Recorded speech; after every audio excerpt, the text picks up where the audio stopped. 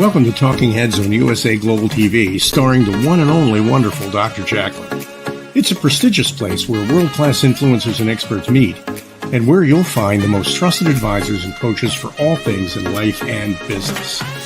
Visit usaglobaltv.com to sign up for our newsletter, get the value you need, and be first in line to learn about events and giveaways and other valuable content. Connect with us. Email Dr. JACALYN at usaglobaltv.com to talk about how you can become part of USA Global TV. That's USA Global TV, where the doctor is always in. Hello, everyone. Thank you so much for being here. This is USA Global TV and Radio, where we have 29 live shows each week, TV, radio, and podcast platforms. I'm Dr. JACALYN KERBECK. I wear many hats here at our network. I'm the founder, president, chief listening officer, and executive producer. And it is really a joy to be able to bring people from all over the world to share their stories. Our show today is the Corner Bookstore, and my lovely friend and co-host DIANN FLOYD BOEHM has the day off as she's traveling. But as they say, the show must go on. So we have a fabulous guest who is with us today. He is a transformational soul coach and author, and his name is Kristin Larsen. Let's welcome him to the show. Hi there. Hi, Dr. JACALYN. How are you doing today? I'm well, thanks. How are you doing? Very well, thank you very much. Well, thank you so much for joining us. Where are you in the world today? I'm from Ontario, Canada, and it is now fall here, and the leaves are turning colors. Very nice, a beautiful area. I'm here in Avalon, New Jersey, and we're still holding on to a little bit of the summer feel, I think, for a few more days. But it's really great to have you here. We have not had a transformational soul coach on our platform yet. So do tell us, what is a transformational soul coach and how do you help people? Yeah, thank you very much, first of all, for giving me the opportunity to be here and join this discussion. So what I do is I help people to become aligned with who they are and who they want to be, and really bring out the passion and the purpose that they have for what they want in their life, and to show up motivated and inspired, and to be unstoppable in their life for what they want and what they're pursuing. I love that. And I know for myself and many people I've interviewed that this pandemic really had a huge impetus for transformation. Some people slid backwards, sadly, but many people moved forward to actually find their passion. And I feel like tap into their soul, tap into what it is that really drives them. What have you found with the people you've worked with during the pandemic and then as a result of afterwards? Yeah, that's a great insight. And what I've found with specifically the people that I've supported and assisted is just having clarity, just finding that clarity of what it is that they want. And more importantly, presence. I believe that presence plays a big part in this, because during the pandemic, there's a lot of stress factors that people were faced with, and really helping them bring back to presence and finding that peace within themselves, so that they can have that clarity and look at what might be getting in the way from them moving towards what it is that they want. And I have you on Spotlight. I'm just looking to see what you have behind you. I see winning the game I'm playing, believe, and then dream, believe, love, live. Tell us a little bit about that. Yeah, so the first one that you mentioned there, winning the game that I'm playing, throughout my journey in life, it's been quite the journey of going through depression and anxiety, and that quote, winning the game I'm playing, it's all about mindset. So we're always winning whatever game we're choosing to be playing in life, because that's really what life is. It is a game, and if you're shifting your mindset into the game that you'd like to be playing, well, then you're showing up in a completely different way in life. And it goes into inner leadership as well. And of course, within that is the other thing that you mentioned, dream, believe, love, and live. When we're living in that space, which I like to call that space of abundance and joy, then we're receiving and we're giving openly. Absolutely. Good points. And we have a comment, by the way, from one of our frequent followers, Tarek. Thank you so much for being here. I think you're still in Aruba, but I'm not sure. Remind me. He writes, Un grand bonjour à tous les Canadiens. I think I said that, hopefully halfway decent. Good morning, good afternoon. And hello to you. And thanks again for being here. So when we think about transformation, we think about our soul purpose, our soul journey, we also have to have some level of compassion for ourselves and for others. What are your thoughts about this? Yeah, and this has been one of the life lessons that I realize I've needed to learn throughout my life, which has totally changed how I show up in life and my perspective of life.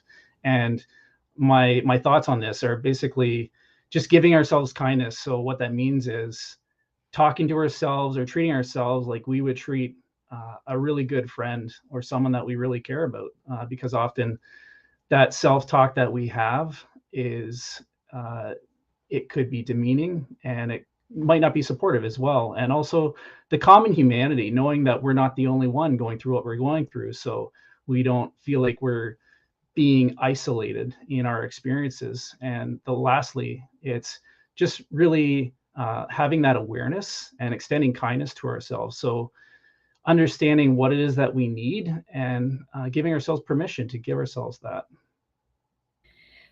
Thank you so much. I want to share something with you, which I think is it's kind of interesting. I'm a coach and you're a coach. So I'll just put this out there. So I went to the gym yesterday and I did, I don't know if you know what they are, ball slams, where you take a ball and you slam it into the ground. And I did 25 of those and I was jumping rope and I was like, you're so strong, but you're disgusting. I hate your skin. Like I talk to myself like it's not even me. So I do this all the time and I see it. I know I'm doing it. It's totally dysfunctional. But yet I know I'm not the only person. Like we talk to ourselves like we're worthless. What is up with that?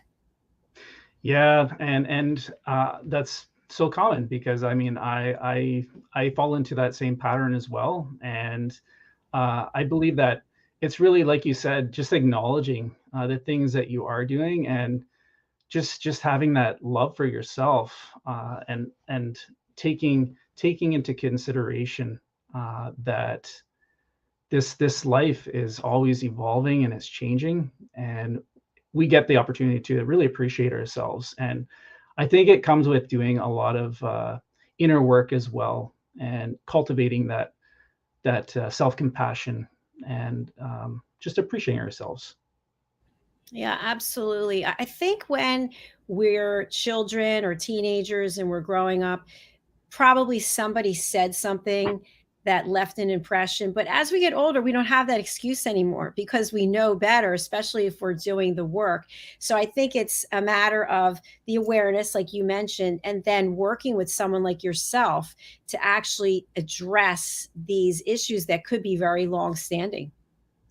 Yeah, and that's a great point, because some of those things, they might not actually be our voice. Like you said, they could be things, that beliefs possibly, that we've picked up along the way throughout our life. And being able to have the introspection and uncover where those beliefs originated from, and kind of slowly dismantling that reality that we formed, and create the new reality, or the new story that we want as well. Because that's another thing about inner leadership, which I talk a lot about. It's about acknowledging our story, what got us to this point, and looking back at the things that don't serve us anymore, and being able to shift those. Yeah, absolutely. We have another comment from Tarek. Back to Maine. All right, back to Maine. We're glad that you're back safely. Thanks again for being here. One thing I think is interesting, and it came out a lot for me even during the pandemic. I left my corporate career and I started doing what I'm doing right now. And there are a lot of people left in the wayside, people who didn't believe in what it is I was doing. And I'm not labeling anyone or calling one out, but sometimes when we find our passion, when we tap into it, when we give ourselves that grace to say, hey, it's okay to move forward and do something else, not everyone's going to be there for the ride. So, how do we deal with that? Yeah, that's a great point, because people really don't like change. They like to be in comfort. And when they see change happening around them and what they feel how that's going to impact them as well. What may seem like those supporters aren't there for the change that you might be initiating in your life. It's just having that, again, going back to awareness, having that awareness that it's not something personal with you, and just continuing to do that inner work that is in alignment with what's serving you and why that's important, why these changes that someone is taking are important to them, and what that's going to do for them in their life. Excellent. Thank you. And there's an old expression that somebody has to sell their soul to the devil to do X, Y, and Z. And I know you work with entrepreneurs and you teach them, you coach them on how they don't have to sacrifice their soul in order to get to where they want to be. Can you talk a little bit more about that?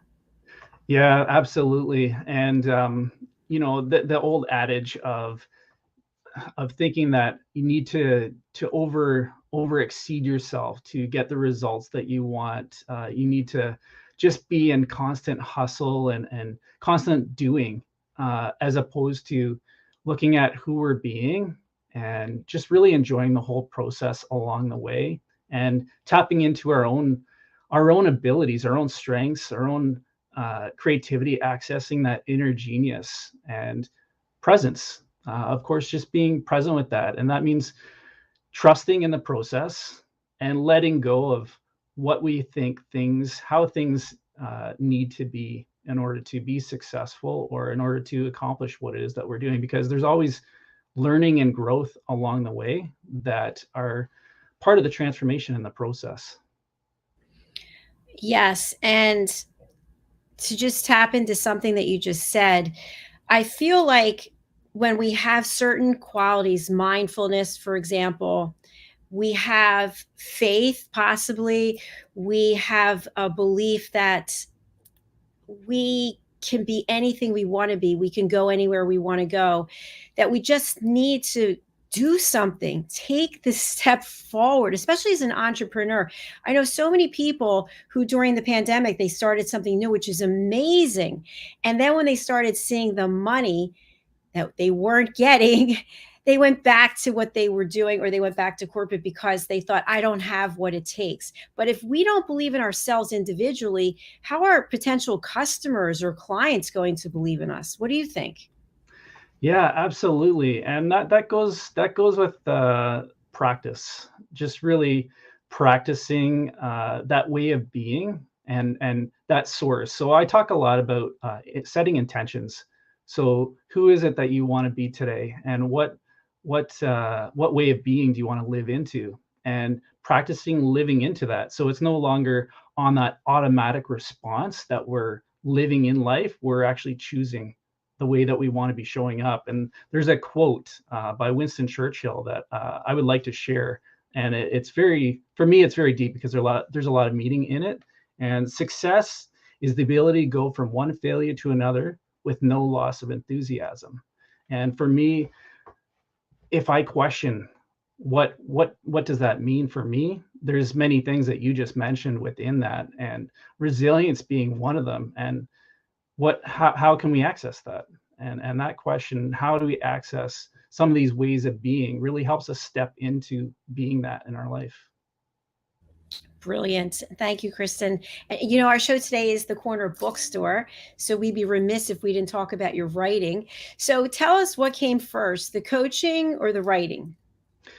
Actually, the coaching came first, and that's because that was part of my life journey. I struggled with trying to find purpose in life, or wanting to find purpose in life, and just taking on things in life, just accepting things that I didn't really want to do, but I just felt like they were the best choice I had at the time. But looking back on that, just knowing that that's part of my journey. So that led me to coaching and looking at what my strengths are and my values. And that's one thing that I'd like to really touch on, is really being guided in life by our values, because that's part of purpose. And so I became a coach, went through the certification for that, and then I knew that I enjoyed writing. So I want to incorporate what I learned from my life experiences in coaching and put that into writing, and share that with others. Thank you. I just want to touch on something that you mentioned, because I think there's several things that are really important. You mentioned getting certified. There's so many coaches. I think somebody told me there's 6 million coaches on LinkedIn, and a big majority of them are not certified. I'm also certified, but tell us, why did you get certified? Why is that important? Because you could have just hung up a shingle or started a business and not been certified. Why was that of value to you? I believe that there's a few reasons. One is because it helped me with my own growth and my own journey, and another reason was because I wanted to be able to serve someone powerfully and to really know the steps that are required to be a powerful coach. And if I am being honest with myself, before going through a coaching program, I wasn't familiar with what those steps are to really be a stand for someone, to really support someone, to be listening with someone, and to uh, be able to help them to shift their perspective and align that to what it is that they want. And would you say that in your journey, because I know with me, I definitely have worked with coaches myself. Do you work with coaches and mentors? Absolutely, because I'm being a coach, it doesn't mean that I'm not prone to falling into my own limiting beliefs and falling back into patterns that have kept me stuck or uh, prevented me from moving forward with what my vision is. And I do need that check-in and that challenge as well. That's what I feel is very important, to be challenged, to shift my perspective, and so that it's in alignment as well. And I know one of the areas where you help entrepreneurs is to really be open to that curiosity, to say to yourself, you know what are you curious about? Because so many times, like, think about when we're kids, you're crawling around, you see something, maybe you try to stand up, you fall down, you get back up. But as we get older, that curiosity really diminishes because we get into that grind. I got to make the money, I got to get the paycheck, I can't do those things that I'd like to do because this and this. Yeah, absolutely. And that curiosity, I've found that it's so important to have because um, it allows us to expand what we think is possible. Once we're able to get a glimpse into another possibility, then a new choice arises for ourselves. And there's nothing greater than seeing someone, their eyes just light up because they've just saw something else that's possible from the box that they've decided to be in at that moment. And Kristen, the writing that you have done, your latest book came out when? The latest book came out this year, 2022, in April. Congratulations on that, first of all. Thank you. And second of all, what can your readers learn as a result of reading through your book? Yeah, so the book that I published recently, it's called Joy Being: Daily Moments of Becoming Present, and it's a self-reflection journal workbook, and it's covers over the period of 4 months, really helping someone to establish the habits of presence, accountability, inner leadership, self-love, and gratitude. And it is very deep. So I will say that it's not for everyone. But if someone is wanting to establish those habits and create awareness in their life for who they're being and show up authentically and open-hearted, that's what it's meant for. And it really goes into taking experiences that I've learned in life and even coaching and helping someone to shift perspectives and have that curiosity to explore what is possible for themselves and getting clarity on what it is that they want in their life as well. Beautiful. We do have a comment.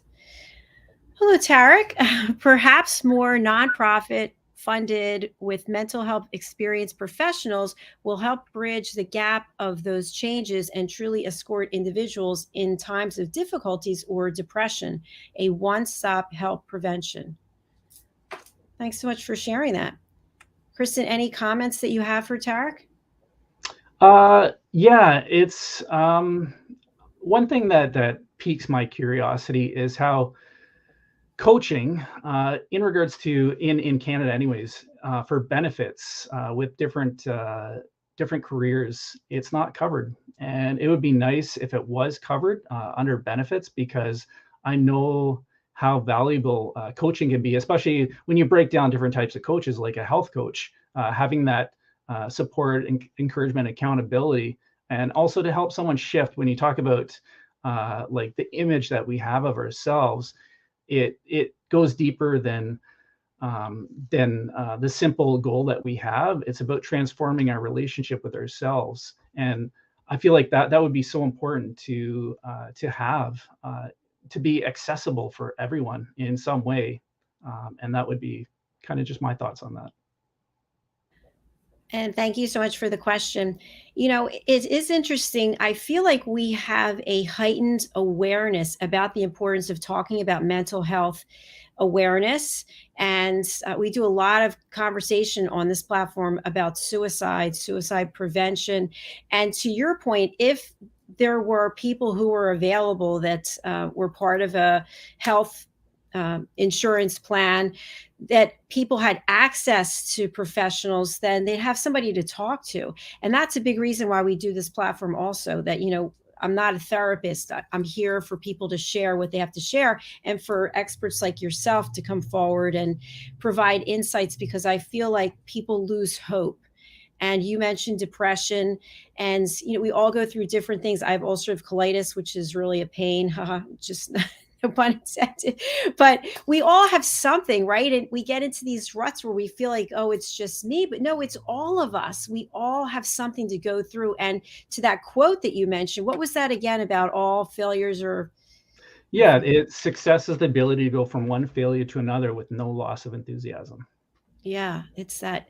I love that. No loss of enthusiasm. So, for people who are out there right now who possibly are stuck in something they don't want to be in, maybe they're identifying themselves as depressed or having anxiety, based on your own experience and how you help others, what would you share with them as some first steps? Yeah, and this is something that I truly believe in. It's the simple things, the simple habits that we're not doing. And when we talk about mental health, like depression or anxiety, simple things like just having that awareness and stepping outside of those survival contexts that we're living in, and being able to take control within ourselves. And that means simple things like just breathing and looking at our health. Are we eating properly? Are we taking care of ourselves in the way that we need to be? Self-compassion is in there as well. Just doing check-ins throughout our day, and what things are adding to us being present in our life, and also being aware what things are taking away, what is not in alignment with ourselves. And of course, the support aspect is very important. So identifying who it is in our life that can be there for support for us, that we can express ourselves, and also that is onus on us as well to be able to express ourselves. And journaling is one effective way that I like to be able to get my thoughts out, to really see what it is that's going on inside of me. Thank you for that. I have a question for you, and maybe some others who are out there watching or listening have experienced the same thing. But since I left corporate, I made a commitment to keep my mom safe. So I've been taking care of my mom, living with my mom for over 2 years. And it's been kind of just us for the most part, because I spend all my time working and talking to people. But as I think of venturing out of this little bubble, I feel some anxiety, because all of the stress factors that I had in my life before, I had a huge social life, going here and going there. I don't have any of that anymore. And I do miss part of it. And when I think about going back to life, you know, I'm still living, I have a great life, but I feel anxiety about it and stress that I didn't have before. So for anybody else going through that or something similar, what are your thoughts? Stay in the bubble world, or venture out and see what happens? First of all, I'm really appreciating that you're taking the time to take care of your mother. And for anyone else in that same situation, just really acknowledging, the care that you have to extend to someone else. And back to your question, what would I say to someone about that? is just looking at, again, what you feel you need in regards to connection. And definitely one of the most important things is connection within ourselves. So when we think that there's connection missing with other people, that could be part of it, but it also could be connection within ourselves, and reestablishing that, and looking at ways that we can fulfill what we want in regards to connecting with other people. What does that look like? What does that look like within the constructs of the time that's available, and what is happening in life at this moment? Yeah, thank you so much. And thanks for the comment about my mom as well. I appreciate it. Yeah, I feel like I make connections with people like you every day. It's fabulous. So I don't know that I necessarily feel like I need to change anything, but other people tell me I need to change. You need to get out behind the green screen. To get out, you need you need. But I don't really feel that way. But you have enough people tell you that. And I'm sure this is the same thing that happens to all of us. We're steadfast. And then there's influencers, they zoom in and they think they're giving us the best advice, but we didn't ask for it. Yeah, and sometimes this is going a little deeper into that, and this is just my personal thoughts on that. But that could be a mirror of what might be happening in their world. Maybe they feel disconnected about connecting with other people, or even they feel disconnected with themselves. So they're passing that on to someone else when, like you said, you don't feel that you need to take further action in your life to connect in that way. But I just feel like that's a mirror that someone else is putting up as well. Yeah, I think that's another great point that you've made. I teach people how to listen at an elevated level. And one of the things that, in order to have a relationship with anyone, you have to be able to listen. But something that people do on a regular basis is they provide solutions for other people when somebody didn't ask for the solution. So when you think about working with the entrepreneurs that you're working with and just people in general, have they shared with you that other people have the answer for them? All they need to do is this? Yeah, and it's great to. I feel like it's great to explore different options, but I feel like we also know what the answers are. They're already within us. We have that inner knowledge, and that experience that we can take from our own life and be able to extract that. And it's great to be able to take in other input. But I feel like inner leadership is about listening and having that trust within ourselves, and that intuition. And it's about building that so that we're constantly listening to that. And that goes back to failure as well, like taking that risk and just knowing that it's okay, and that we can learn from that, because we're building that trust within ourselves. Absolutely. Thank you. And you mentioned earlier about self reflection journaling. And I know I've spoken to some people who don't even like to hear their own voice. And when they think about writing down their feelings or what's going on, they're terrified of doing it because they don't want to acknowledge, they don't even want to put it out there into the world. And they have this fear that once it's out there, even on paper, they're going to have to take action and they're stuck. Hmm. Yeah, and maybe that means talking with someone, just being able to express themselves somehow, and just looking at that. That may mean making some mindset adjustments as well, because looking at what the purpose is, what the purpose would be to expressing themselves, and what it is, aligning that with what is they want. So it's all about, again, being curious and having self-compassion, so that it's not judging, because that's something that often comes up, judging where we're at in our journey, in the process, or in life, and or in this moment. And just being able to let go of that, and just be curious with what is coming up, and exploring that deeper. Thank you for that. And Kristen, when you think about your latest book that was released this year in April, and you mentioned it's very deep, a lot of mindfulness and getting people to tap into curiosity. For whom did you write that book? Who is your target audience, and who is your audience, if that makes sense? Yeah, I would say it's for someone that has wants that curiosity and wants to make changes in their life, and that wants to incorporate a way of living that is authentic and aligned with their heart as well. And it's people that I would say that want to overcome some of these limiting patterns that they have in their life and create new habits. So it could be anyone that is interested in coaching. It could be anyone that really wants to incorporate presence in their life, in their day, and shift how they're showing up in life. Yeah, I love that word shift. We have another comment from Tarek. Less routine, more changes. Keep growing through different experiences. Journey, travel, culture, maybe eating healthier or experience a different cuisine. The small things we do that mark our presence and give us joy. Very nice. Anything you'd like to respond back?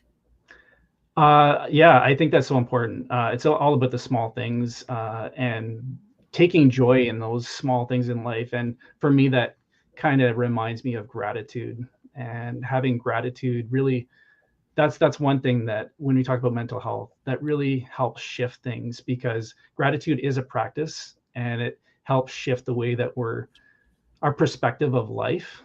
And it's just the simple things, taking joy in the simple things in life.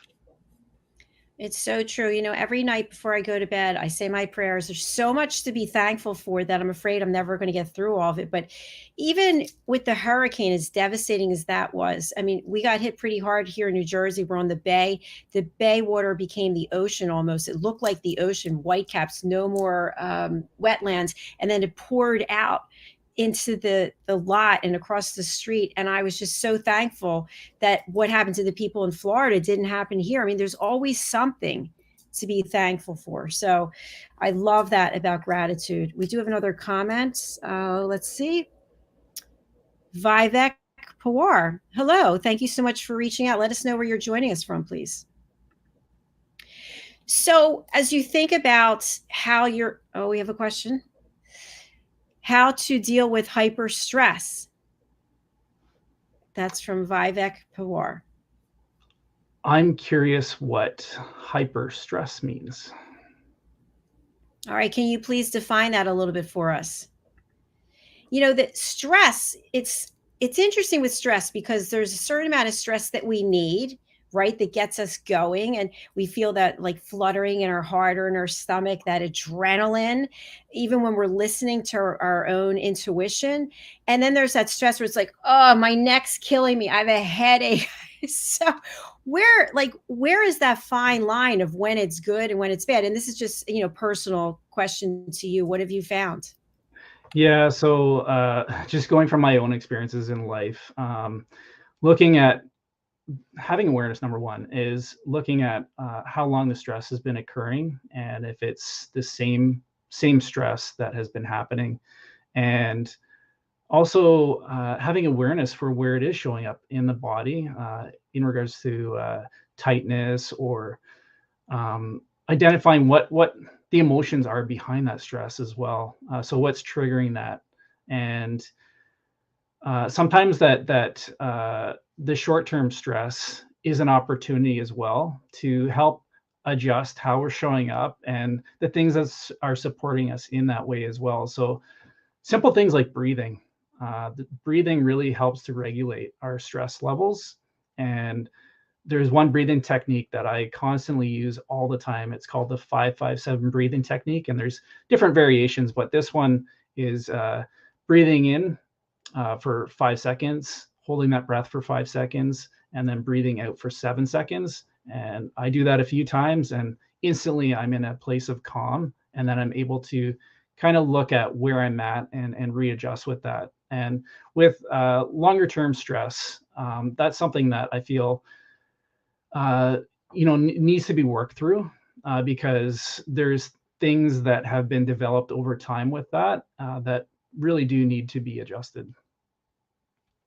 Absolutely. And I've also found throughout my life that when I'm feeling super stressed, it's probably because I didn't listen to my intuition and I made a decision to do something that wasn't in alignment with who I am and what I'm for. But somebody said it was a great idea, or I thought I was going to miss out on it, or some kind of carrot dangling in front of me. And then you always get that backlash. And I feel like what we do to ourselves by not following our intuition, we literally torture ourselves. And then it affects our health. Yeah, and the word that comes up for me there is integrity.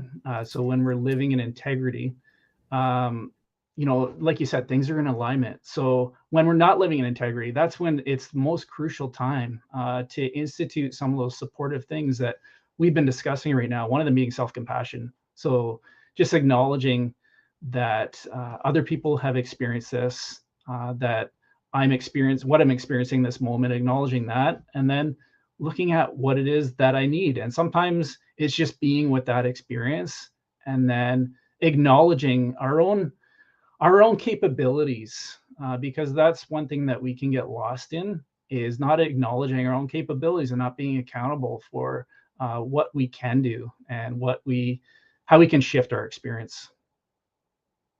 Excellent. Thank you. And Vivek, we haven't heard back from you about your definition of hyper stress, but I think, Kristin, you really helped solidify and clarify a number of things, that when we're acting from a place of integrity, when we're following our intuition, the amount of stress, or that transition from the stress being a positive motivator to something that starts affecting our health, it becomes apparent. And I feel like once you realize you made the wrong decision, it's time to take action instead of, well, I'm too far gone now. I already made that choice. No, you don't have to go all the way down that path in that boat and fall over the cliff, right? You can take action.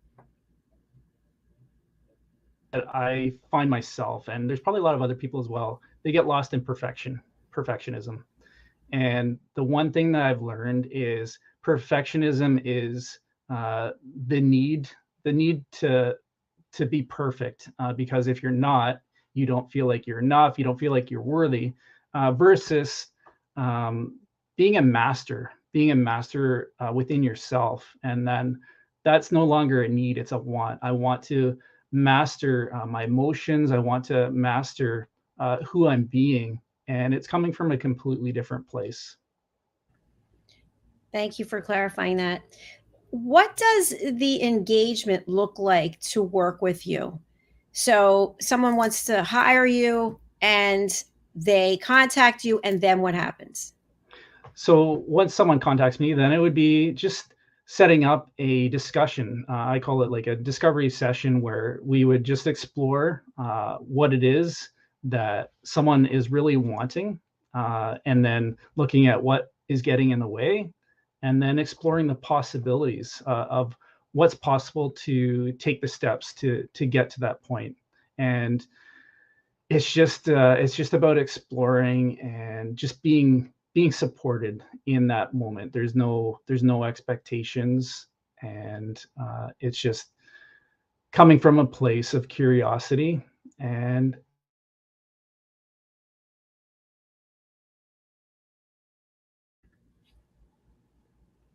Oh, I think you cut out there for the last few seconds. oh, okay. So I was just saying that it's about exploring with curiosity, and there's no expectations in that. It's just about coming out with empowerment at the end, and what that next step would look like. If that would be working with me, or taking steps on their own as an individual. And do you work with people all over the world? I do, yes. And that's one thing that I enjoy. One of my biggest values is connecting with people, and I love connecting with people from all over the world. It's amazing. One thing that I found, and I'd love to hear your input, is before I started this platform, I had traveled a number of places. I used to sell meetings and events, employee recognition programs, but I never realized how similar we all are, regardless of where we are in the world. We're all like one person even though we have different ways of speaking, or we look different, or we have different cultures. And that has really come out so clearly to me, that we all need to believe in ourselves. We all need to have people around us who support us, whom we support. We all need to be kind. We all need to live life with compassion, care for Mother Earth and these creatures. Everyone has a right to be here, although the mosquitoes, we laugh about it. I don't know what their purpose is, but I'm sure there is one. So have you found the same thing, that, you're in Canada, I'm in the United States? It doesn't matter, does it? No, it doesn't. And that's a great point, that we all are connected, no matter, what we've experienced in our lives. Maybe we haven't experienced the exact same thing, but within those experiences, we can all connect to some elements in that experience. And when we take off the mask and just really our authentic selves, you realize that we really are all connected as one. So true. Tell our audience, please, if you would, about your latest book, how they can purchase it, and also how they can get in contact with you.